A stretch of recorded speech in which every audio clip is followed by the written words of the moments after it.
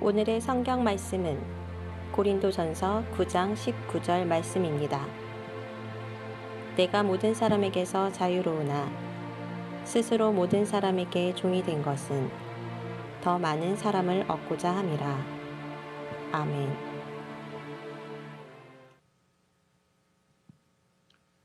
2월 첫 번째 주일, 또 주현절 후 다섯 번째 주일에 오신 여러분을 주의 이름으로 환영합니다. 그냥 소개를 지성과 영성을 해서 부담이 확 되네요. 오늘 이 입춘이라고 그래요, 그죠? 그래서 날씨가 많이 따뜻해진 것 같습니다. 명절 때문에 이렇게 오가는 일이 많으실 텐데 안전하게 다니시면 좋겠습니다. 우리 목사님 말씀해 주신 것처럼 우리 광교 꿈의 교회는 Be the Christian이라는 제목으로 신앙의 재무장을 올해 목표로 삼고 있습니다. 다들 나 크리스찬인데, 이미 크리스찬인데 라고 생각하실 수 있지만 그냥 단순히 광교 꿈의 교회에 이렇게 적을 두고 출석하는 교인이란 의미의 크리스찬이 되기보다는 아마도 정말 하나님이 원하시는 진정한 크리스찬이 되는다는 건 뭘까? 그 길을 한번 찾아보고 그 길을 따라 걸어보는 올 한 해 되시기를 간절히 축원합니다. 여러분, 이 크리스찬이라고 하는 단어는 영어잖아요, 그죠? 영어죠. 원래는 그 헬라어로 그리스도인, 크리스티아노우스라고 하는 용어를 영어로 자연스럽게 번역한 것입니다. 이 히라버 크리스티아노우스라고 하는 용어의 역사는 얼마나 오래된 걸까요? 예수님이 사역할 당시에는 이런 용어가 없었어요. 크리스티아노스라는 그리스도인이라는 용어가 전혀 사용되지 않았습니다. 그냥 예수님을 따라다니는 무리들이 있었던 거죠. 제자들도 있고 군중들도 있었던 거죠. 그들을 따로 의미하는 어떤 특정한 용어는 존재하지 않았다라고 하는 겁니다. 그런데 이 크리스티아노우스라고 하는 용어는 나중에 생긴 거예요. 당연히 이제 예수님이 돌아가셔요. 십자가 사건 이후에, 그리고 부활하신 이후에 복음을 전하던 사도들이 전도를 막 시작합니다. 그런 다음에 한참 이후에 등장한 용어입니다. 이 그리스도인이라고 하는 용어의 시작점을 이렇게 거슬러 올라가면 사도 바울을 만나요. 사도 바울이 개척한 이 교회 역사로 이어지게 됩니다. 이번 주 2월 첫 번째 주 교회력의 서신서 말씀, 바울 서신서 말씀을 보니까 고린도전서예요. 고린도전서 9장에 있는 말씀인데, 오늘 저는 이 바울의 선교로 인해 처음 기독교 역사에 등장한 이 그리스도인, 크리스티아노우스라고 하는 명칭의 초창기 의미는 뭘까? 그걸 여러분과 함께 한번 탐색해 보려고 합니다. 우리가 너무 잘 아는 대로 이 사도 바울은요, 혈통적으로 아주 훌륭한 분이에요. 아브라함 혈족에서 난 자입니다. 베냐민 지파 출신으로 순수 히브리인이었습니다. 유대인이었다는 얘기죠, 그죠? 당연히 이제 난지 8일 만에 할례 받았겠죠. 그리고 유대교와 유대 전통에 아주 정통했던 사람이었습니다. 오늘 본문을 보면요, 이 바울은 출생시부터 로마 시민권자였고, 우리가 아는 이 평범한 어부 같은 이 갈릴리 출신의 다른 제자 그룹들과는 좀 출신이 달라도 아주 많이 다른 그런 사도였습니다. 출신이 좀 특별하다고 좀 그의 사도직이 좀 특별했을 거다라고 우리 추측할 수 있지만 사실은 정반대였습니다. 그의 사도권은, 그러니까 사도로서의 어떤 권위는 늘 의심받았어요. 오늘 본문 말씀에서는 자신이 왜 다른 사도들, 갈릴리 출신 사도들과는 달리 돈 한 푼 받지 않는 자비량 선교사로 살고 있는지 이 자신의 속내를 이렇게 자세히 설명하고 있습니다. 오늘 본문 고린도전서 9장에 보면 바울은요, 나는 성전에서 일하지만 성전에서 나오는 것을 먹거나 성전 제물에 바쳐진 뭐 곡식이나 이런 걸 먹거나 보수를 전혀 취하지 않았다고 강조합니다. 7절 말씀입니다. 이런 말씀이 나와요. 누가 자기 비용으로 군 복무를 하겠느냐. 저희 둘째가 지금 군대에 있거든요. 기도 제목 제가 항상 쓰는데, 얘는 이제 유학 시절에 태어나가지고 그 시민권자예요. 미국 시민권을 갖고 있어서 군대를 안 가도 되는데, 제가 이게 재밌어요. 17살 때 결정을 해야 돼요. 한국 국적을 포기해야지 이제 군대 안 갈 수 있는 거죠. 뭐 고등학생 때니까 뭐 알아요. 그래서 제가 이제 분명히 그때 얘기했어요. 너 한국서 군대를 갔다 와야 한국 사람도 되고 미국 사람도 된다. 아니면 호적에서 파진다. 아빠가 혹시 돈이 좀이라도 있어가지고 나중에 너한테 좀 물려주려고 그래도 네가 호적이 없기 때문에 아빠 돈을 가질 수가 없다. 그러니까 군대 가야 되겠다 그러더라고요. 지금 와서 생각이 많이 달라졌어요. 아빠 나를 왜 그때 속이셨어요? 막 이래갖고 지금 철원에 뭐 영하 40도 되는 산을 지킨다고 최전방에 있는데 돈을 받아요. 나라에서 돈을 줍니다, 군인들에게. 그죠? 그러니까 이렇게 얘기하는 거예요. 누가 자기 비용으로 군복무를 하겠느냐? 당연히 돈을 받죠. 그죠? 누가 포도를 심고 그 열매를 먹지 않겠느냐? 내가 양떼를 기르고 그 양떼 젖을 먹지 않겠느냐? 당연히 곡식을 취할 수 있는 거죠. 당연히 제단에서 섬기는 일을 한다면 그 사람은 제단과 함께 나누는 걸 하는 것을 누구도 뭐라 하지 않는다. 당연한 겁니다. 그러나 바울은 그런 일을 하지 않았다는 거죠. 아시다시피 그는 천막 만드는 일을 하면서 그걸 생업으로 삼았어요. 그래서 자비량 선교에 힘썼던 겁니다. 이렇게 바울은 이 동역자 바나바와 함께 아주 특별한 사도의 길을 걷죠. 11절 말씀입니다. 우리가 너희에게 신령한 것을 뿌렸은즉, 사역을 한 거죠. 너희의 육적인 것을 거두기로 과하다 하겠느냐? 누가 뭐라고 그러겠느냐? 다른 이들도 너희에게 이런 권리를 가졌거든 하물며 우리 일까 보냐. 무슨 말이죠? 다른 사도들도 다 영적인 사역을 하지만 성전의 재물을 육체적으로 거두고 나누는 거 당연한 권리다, 그런 말입니다. 그렇지만 나는 그렇지 아니하겠다라고 하는 말씀입니다. 12절, 그러나 우리가 그 권리를 쓰지 아니하고 범사에 참는 것은 그리스도의 복음에 아무 장애가 없게 하려 함이로다. 이런 말씀을 쓰고 있어요. 우리는 좀 생각을 해봐야 돼요. 왜 이렇게까지 일부러 자비량 선교를 실천했을까? 좀 궁금하지 않으세요? 좀 궁금했어요. 이 바울은요, 회심 전에는 좀 전에 말씀드린 것처럼 아주 모세 율법에 열심이었던 사람입니다. 당대 최고의 유대학자였던 가말리엘이라고 하는 사람의 문화에서 수학을 했어요. 공부했어요.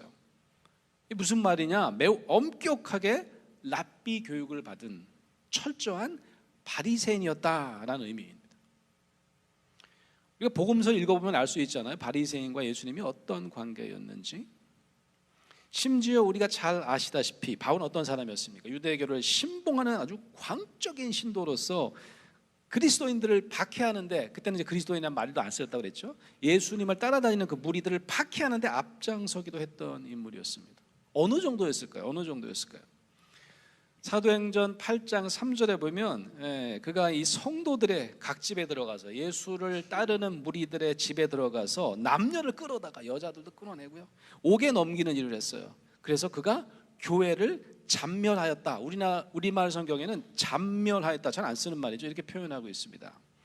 여기서 이 좀 어려운 단어인 잔멸하였다라고 하는 그 헬라어 단어를 보니까 헬리오마이네토라고 하는 단어더라고요.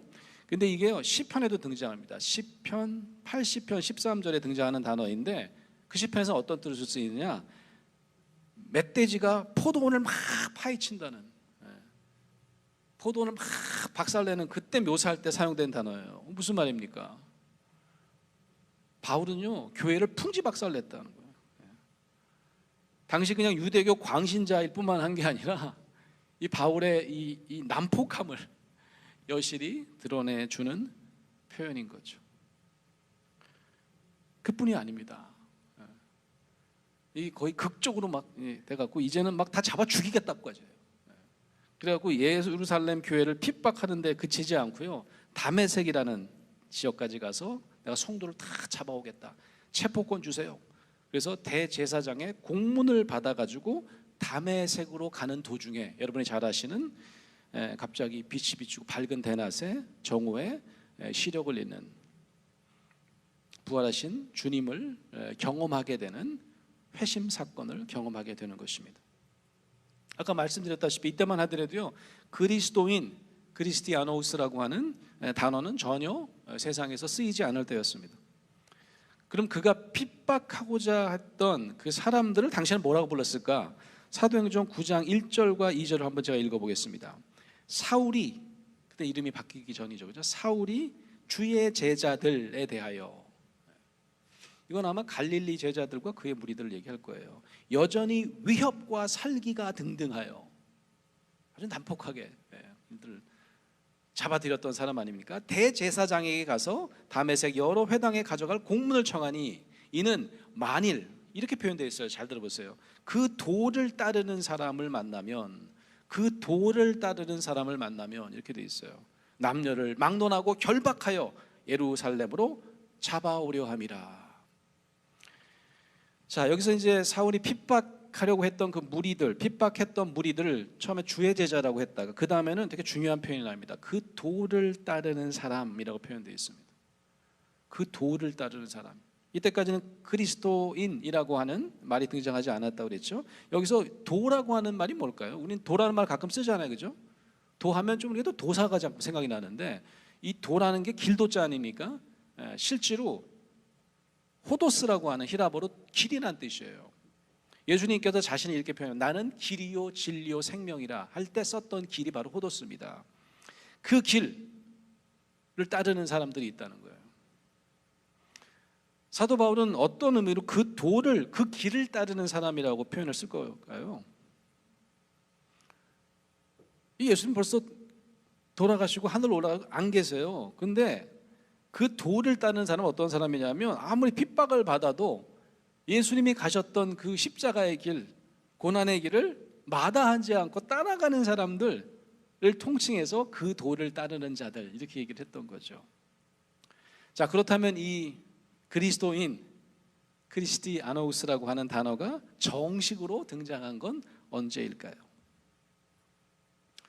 이 크리스티아노스라고 하는 단어가 신약 성경에서 처음 사용된 곳은 사도행전 11장 26절입니다. 그 단어는 안디옥 교회에서 첫 번째 선교지입니다. 안디옥 교회에서 처음으로 사용되었다라고 기록합니다. 이렇게 적혀 있어요. 제자들이 안디옥에서 비로소 그리스도인, 크리스티아노우스라는 일컬음을 받게 되었더라, 이렇게 됩니다. 세상 사람들이 그때부터 안디옥 교회 교인들을 뭐라고 불렀다고요? 크리스티아노우스, 이렇게 불렀다는 거예요. 이때는 언제쯤이냐? 바울이 회심한 다음에 한 10수년이 지났을 때, 한 12년, 한 13년 정도가 지난 후였습니다. 바울이 이 다메섹 회심 이후에 바로 사도로 활동할 수 있었던 것은 아니었어요. 이 독실한, 좀 전에 말씀드린 것처럼 아주 독실한 유대교 지도자였던 이 사울이 사도 바울이 되는 여정은 여러분 결코 시간도 오래 걸렸지만 녹록하지 않았습니다. 아시다시피 다메섹 시내에서 시력을 잃었잖아요. 누굴 만납니까? 주의 제자 아나니아라고 하는 사람을 만나서 세례를 받습니다. 그리고 성령의 충만함을 받고 시력을 회복하죠. 놀라운 체험을 하는 겁니다. 나 이제 전도자로 살아야 되겠다. 내가 예수님 본 적도 없지만 내가 그동안 핍박하면서 살았는데 그의 도를 따르는 사람을 내가 죽이려고 했는데 나 이제는 다른 사람이 되어야지 결단합니다. 그래서 다메섹에서 이제 복음을 전파해요. 쉽지 않습니다. 유대인들이 가만두겠어요?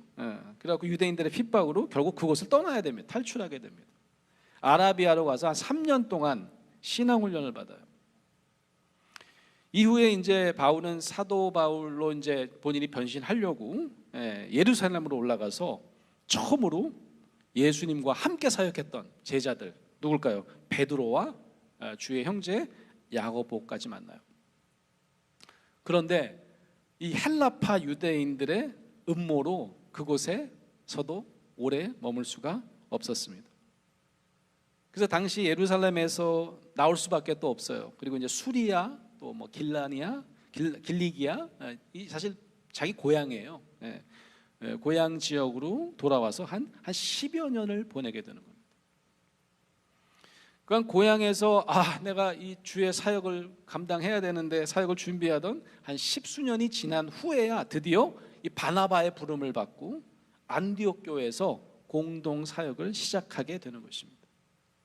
이렇게 아주 오랜 기간 동안 사역을 준비하던 바울이 바나바와 사역하게 되었던 그 첫 번째 목회지 안디옥 교회에서 정말 열심히 열정적으로 목회를 시작했을 때 사람들이 그 안디옥 교회에 모였던 교인들을 뭐라고 불렀다고요? 크리스티아노우스라고 부르기 시작했다. 이렇게 사도행전 11장은 보고하고 있는 것입니다.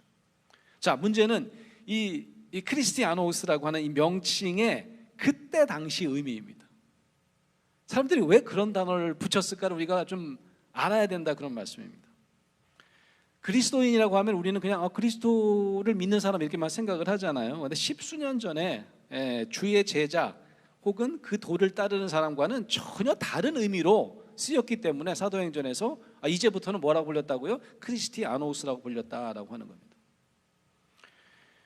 이때 이미 예수님이 부활한 다음에 한 10년 이상이 지난 시점이기 때문에 살아생전에 그와 만나서 사역을 열심히 했던 제자들은 이제 많이 남지 않았을 시점이에요.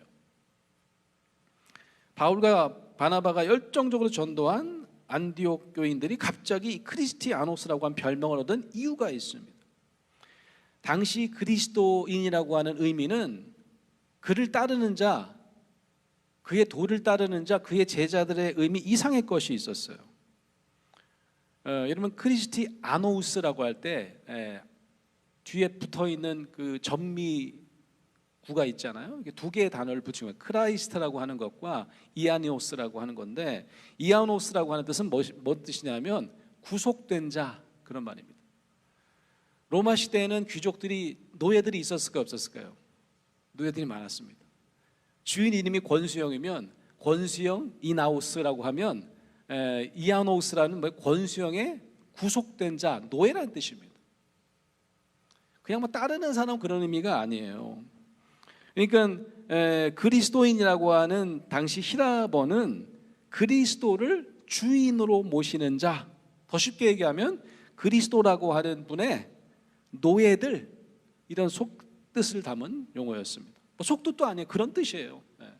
그러니까 시저 황제의 노예들은 케사리아노스라고 하는 거죠. 이유는 이런 의미가 있습니다. 아니, 주인은 살아있어야 되는 거 아니야?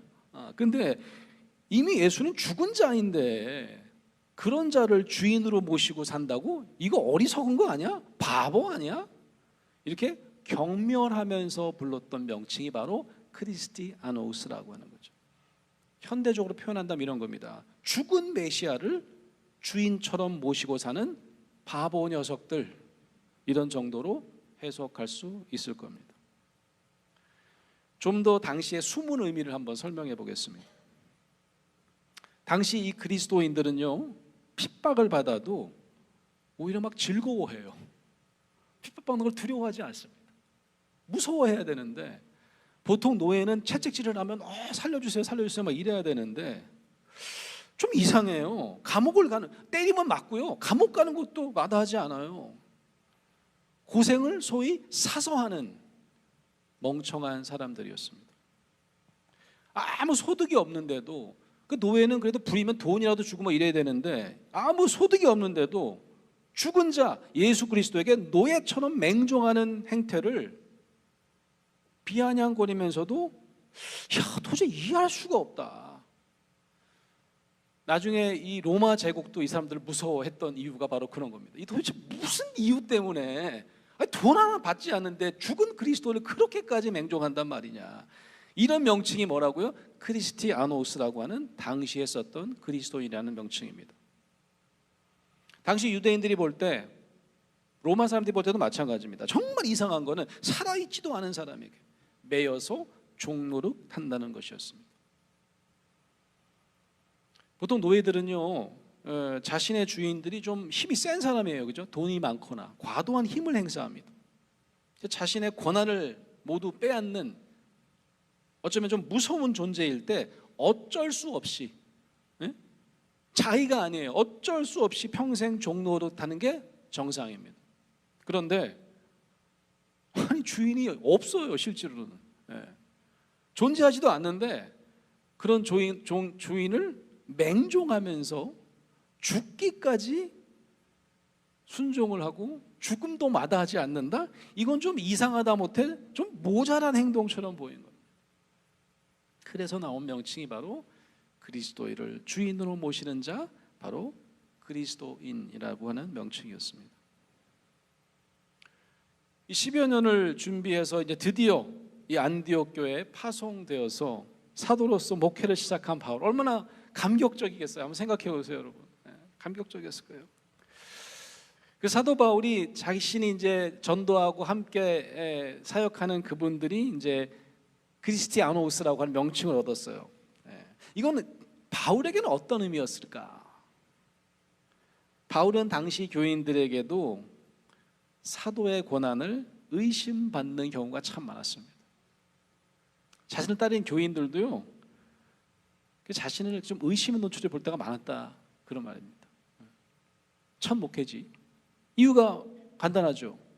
예수님을 직접 만나고 따랐던 직속 제자가 아니었죠. 그죠? 또 한 가지가 있습니다. 그의 사도됨을 의심하게 되는 이유가 아까 말씀드렸다시피 그는 철저한 바리새인으로 살았고 율법을 지키느라 주의 제자들을 잡아들이고 아주 모질게 핍박했던 장본인이었기 때문입니다.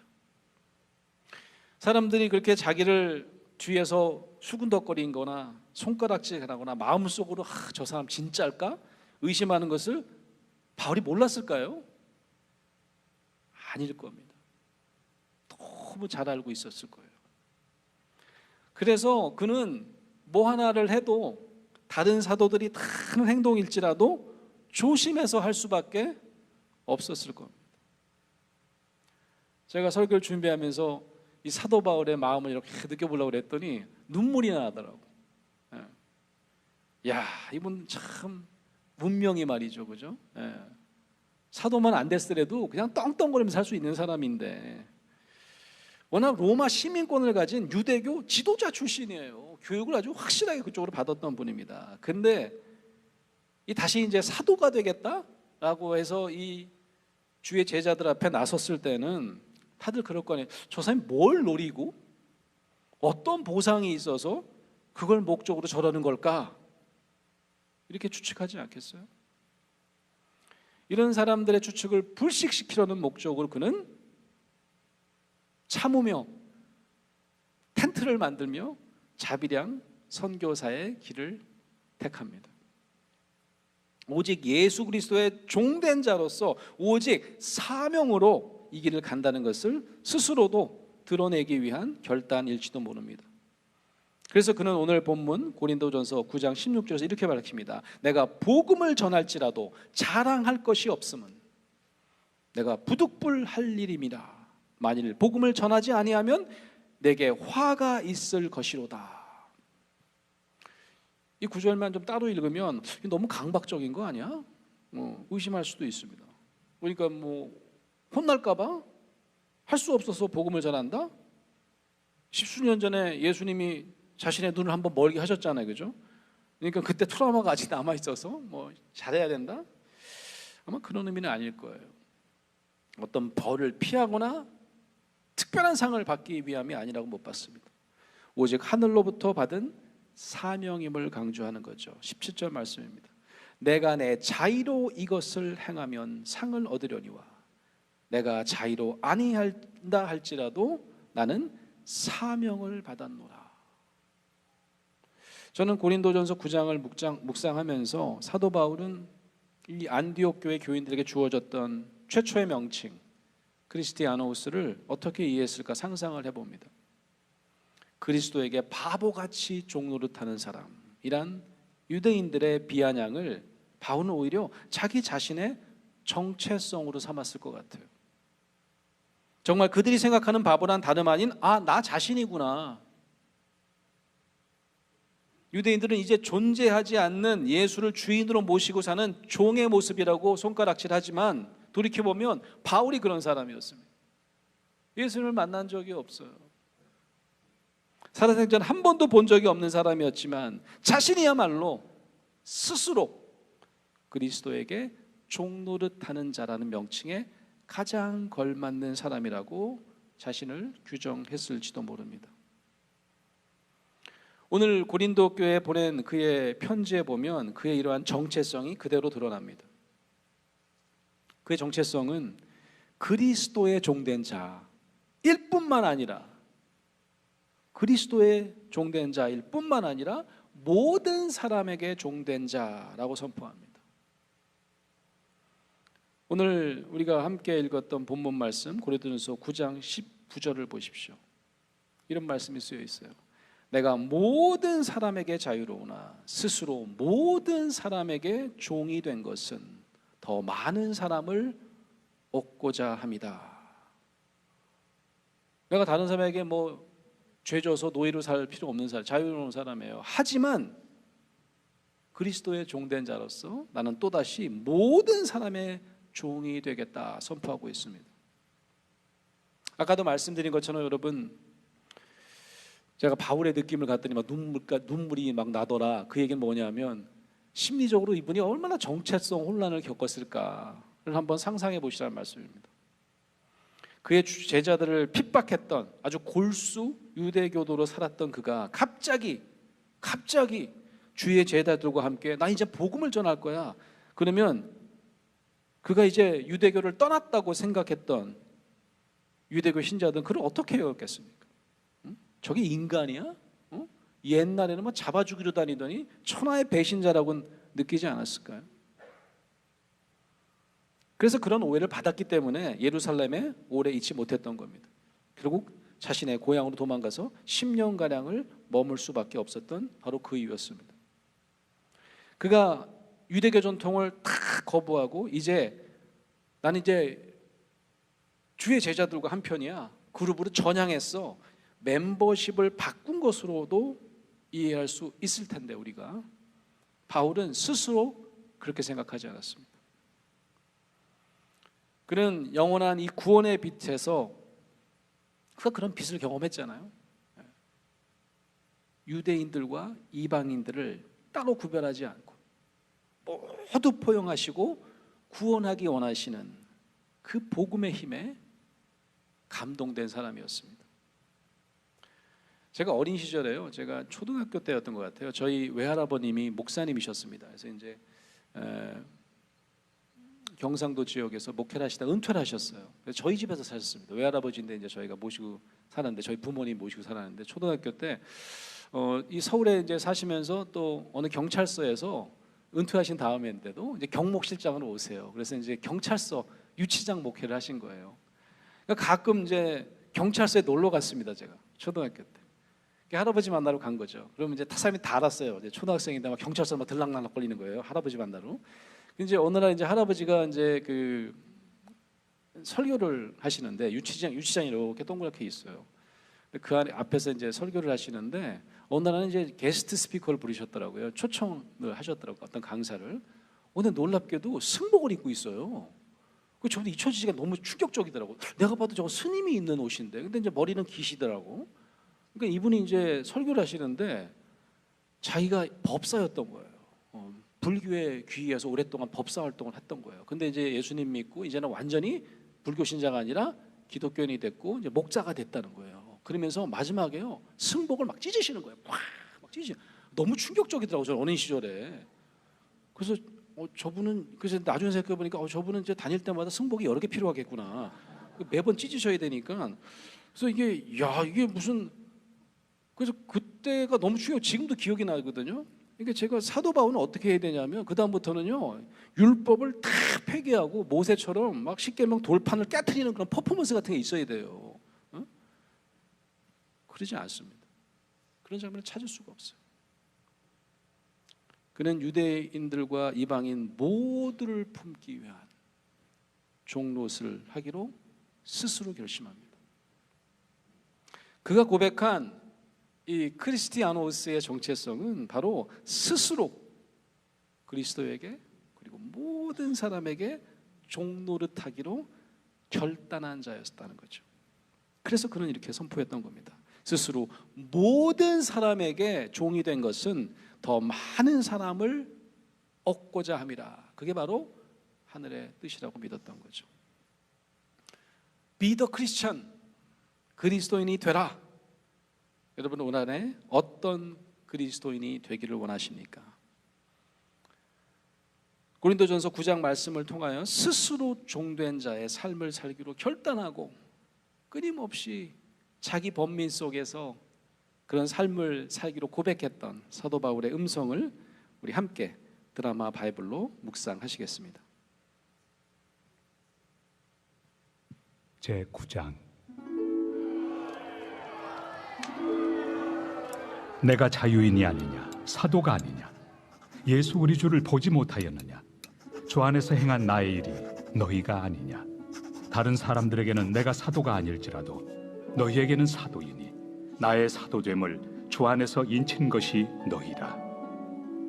나를 비판하는 자들에게 변명할 것이 이것이니 우리가 먹고 마실 권리가 없겠느냐. 우리가 다른 사도들과 주의 형제들과 게바와 같이 믿음에 참여된 아내를 데리고 다닐 권리가 없겠느냐. 어찌 나와 바나바만 일하지 아니할 권리가 없겠느냐. 누가 자기 비용으로 군 복무를 하겠느냐. 누가 포도를 심고 그 열매를 먹지 않겠느냐. 누가 양떼를 기르고 그 양떼 젖을 먹지 않겠느냐. 내가 사람의 예대로 이것을 말하느냐. 율법도 이것을 말하지 아니하느냐. 모세 율법에 곡식을 밟아 떠는 소에게 망을 씌우지 말라 기록하였으니 하나님께서 어찌 소들을 위하여 염려하심이냐. 오로지 우리를 위하여 말씀하심이 아니냐. 과연 우리를 위하여 기록된 것이니 밭가는 자는 소망을 가지고 갈며 곡식 떠는 자는 함께 얻을 소망을 가지고 떠는 것이다. 우리가 너희에게 신령한 것을 뿌렸은즉 너희의 육적인 것을 거두기로 과하다 하겠느냐. 다른 이들도 너희에게 이런 권리를 가졌거든 하물며 우리일까 보냐. 그러나 우리가 이 권리를 쓰지 아니하고 범사에 참는 것은 그리스도의 복음에 아무 장애가 없게 하려 함이로다. 성전의 일을 하는 이들은 성전에서 나는 것을 먹으며 제단에서 섬기는 이들은 제단과 함께 나누는 것을 너희가 알지 못하느냐. 이와 같이 주께서도 복음 전하는 자들이 복음으로 말미암아 살리라 명하셨느니라. 그러나 내가 이것을 하나도 쓰지 아니하였고 또 이 말을 쓰는 것은 내게 이같이 하여 달라는 것이 아니라 내가 차라리 죽을지언정 누구든지 내 자랑하는 것을 헛된 대로 돌리지 못하게 하리라. 내가 복음을 전할지라도 자랑할 것이 없음은 내가 부득불 할 일임이라. 만일 복음을 전하지 아니하면 내게 화가 있을 것이로다. 내가 내 자의로 이것을 행하면 상을 얻으려니와 내가 자의로 아니한다 할지라도 나는 사명을 받았노라. 그런즉 내 상이 무엇이냐. 내가 복음을 전할 때 값없이 전하고 복음으로 말미암아 내게 있는 권리를 다 쓰지 아니하는 이것이로다. 내가 모든 사람에게서 자유로우나 스스로 모든 사람에게 종이 된 것은 더 많은 사람을 얻고자 함이라.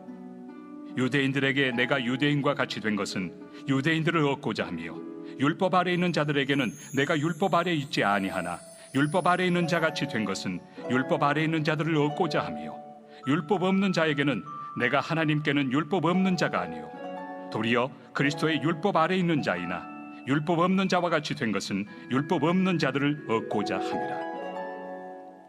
약한 자들에게 내가 약한 자와 같이 된 것은 약한 자들을 얻고자 하며 내가 여러 사람에게 여러 모습이 된 것은 아무쪼록 몇 사람이라도 구원하고자 함이니 내가 복음을 위하여 모든 것을 행함은 복음에 참여하고자 함이라. 운동장에서 다름질하는 자들이 다 달릴지라도 오직 상을 받는 사람은 한 사람인 줄을 너희가 알지 못하느냐. 너희도 상을 받도록 이와 같이 다름질하라. 이기기를 다투는 자마다 모든 일에 절제하나니 그들은 썩을 승리자의 관을 얻고자 하되 우리는 썩지 아니할 것을 얻고자 하노라. 그러므로 나는 다름질하기를 향방 없는 것 같이 아니하고 싸우기를 허공을 치는 것 같이 아니하며 내가 내 몸을 쳐 복종하게 함은 내가 남에게 전판 후에 자신이 도리어 버림을 당할까 두려워함이로다. 사랑하는 광교 꿈의 교회 성도 여러분, 크리스티아노스는 스스로 종된 자, 하지만 이 그리스도인은 자신의 삶을 오직 그리스도에게만 메인자로 살지 않습니다. 한 걸음 더 나아가야 됩니다. 사도 바울처럼 그리스도의 복음의 빛으로 모두를 품기 위해 스스로 종된 자가 바로 진정한 그리스도인입니다. 여러분, 우리가 함께 살고 있는 한국 사회를 한번 보십시오. 계층 간 갈등, 이념 간 갈등, 최근에는 세대 간 갈등까지 갈기갈기 찢어져 분열하는 사회가 되어가고 있습니다. 한쪽 편에 서서 그들을 이끌려고 하는 사람은 아마 하나님이 원하시는 그리스도인이 아닐 거라고 저는 생각해요. 때로는 많은 세상 사람들이 이 그리스도인들이 굉장히 한편으로 좀 기울어져 있어. 그게 우쪽이든 좌측이든 한편으로 많이 기울어져 있어. 라는 평을 저는 참 많이 듣습니다. 오히려 참 그리스도인은 분열된 양측으로부터 모두 비난을 받을지라도 그 양편 모두를 하나님의 사랑의 품으로 품기 위해 스스로 모든 사람에게 종된 자로 사는 사람이라고 믿습니다. 분열의 시대, 화해와 포용의 사람들을 정말 절실히 필요로 합니다. 모든 이들에게 스스로 종된 자, 참 그리스도인으로 사시는 저와 여러분 되시기를 간절히 축원합니다. 아멘.